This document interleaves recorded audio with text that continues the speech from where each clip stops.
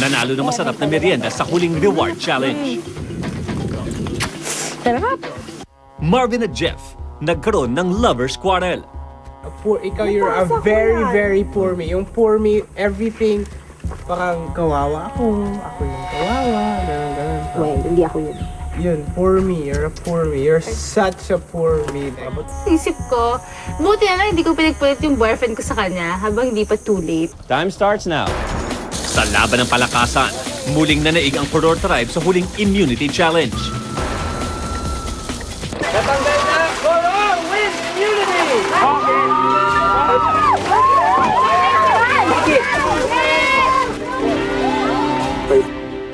Just listen to me. You're saying because of me. Tara at Micah nagkaroon ng matinding pagtatalo. Gagawin ko yung Talking, do it! Chris Bolado napanalsik sa huling tribal council. At haharapin si Morning, Justin Chris. sa isang face-off challenge sa Isla Justin. Purgatorio. Morning. Ang challenge natin, ang isa pang mahalagang bagay sa buhay isla ay yung tinatawag na shelter. Ang shelter na mapili ng mga castaways ang gumawa nun ang pasok muli sa ating laro.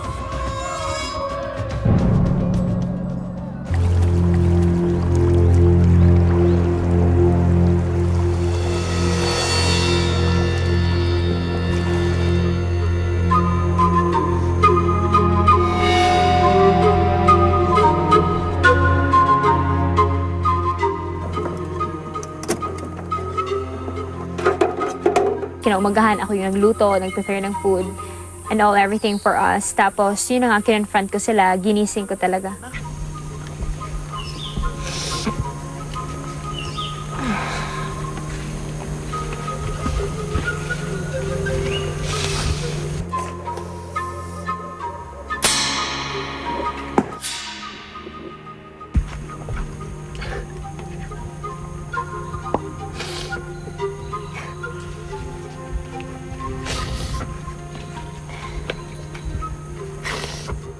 Nasa sobrang parang inis ko, ang galit. Parang naiinis ako na wala akong kausap, wala akong makausap sila patulog-tulog or like something hindi ko alam. Yung parang tipong ganun na parang alam kong there's something wrong pero like they're not opening up to me. Kaya parang ang hirap ng feeling na tatlo na lang nga kami tapos ganito pa yung mangyayari. Parang ganun sabi ko, parang feeling ko na ang dali ko namang kausapin kung tutuusin. Pero bakit nagkaganon? Bakit parang feeling ko pinagkaisahan ako? Sobrang nainis ako. Like, alam mo, sarap manakpak or like something na sarap I wanna scream but then I can't. Kasi parang, ang pangit naman, di ba? Parang ganun, tatlo na lang nga kami, tapos ano pa ako or something. Mag-i-eksena pa ako, parang ganun. So like, sobrang inis ko, napaiyak na lang ako. Maybe kasi she thought, you know, siya yung in control, ganun. Tapos biglang hindi pala, ganun. So, baka naawa siya sa sarili niya, something, I don't know. But hindi ko na lang siya pinapansin.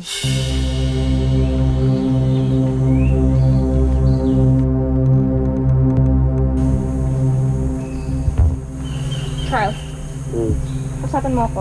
Umitin ito. Alam ko kung bakit mo binoto si Kuya Chris. Huwag kang makipagpastikan sa akin. I trusted you. Sinasabi ko sa'yo, pag ako matanggal sa immunity next time, pag matalo tayong tatlo dito, pag matanggal ako, sinusumpa kita, sobra! Galit na galit ako, sobra naiinis ako sa'yo!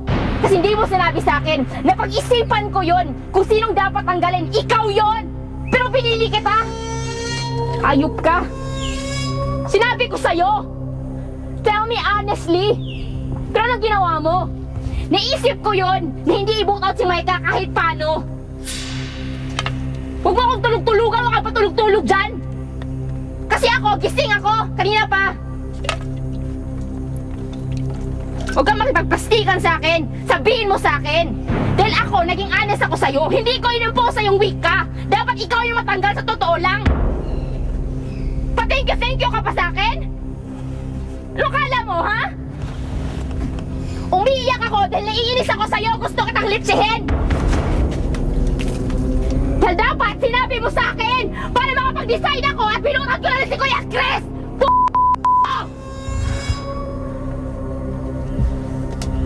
Naiinis ako sa'yo!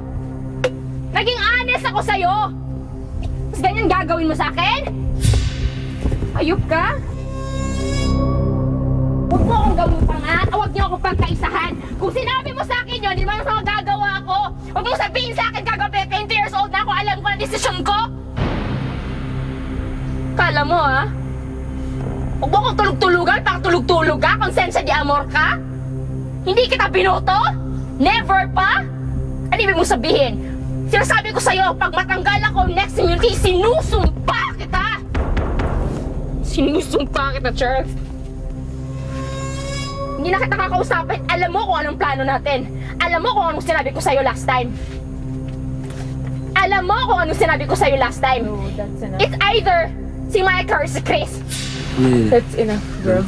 Doon, parehano siya. Di ko sinabi niyo sa akin, nakapag-decide ako. Bakit di mo ako kinausap na gano'n? Pero hinayaan mo ako mag-decide sa sarili ko, di ba? Ako, naging totoo ako. Kung kinausap niyo ako, kakausapin niyo ako, dapat ng tama. Wala akong inaagrabyado dito kahit isa sa inyo. Kaya, kung ganito ako mag-react ngayon, may rason ako. Umiiyak ako mismo sa harapan niyo, nakikita niyo. Kasi inis na inis ako. Kasi ako yung taong pwedeng kausapin pero hindi nyo ginawa. Or either ikaw, Charles! Tara, gusto mong makita ang tunay kong ugali? Ipakita mo! Kala nyo ha? Ako tanga dito. Ako ang tanga ha? Sobra ang tanga-tanga ko! Para hindi alam yun. Na ako may trust! Ikaw wala! Dapat ikaw na lang binoto ko kung ganun man lang.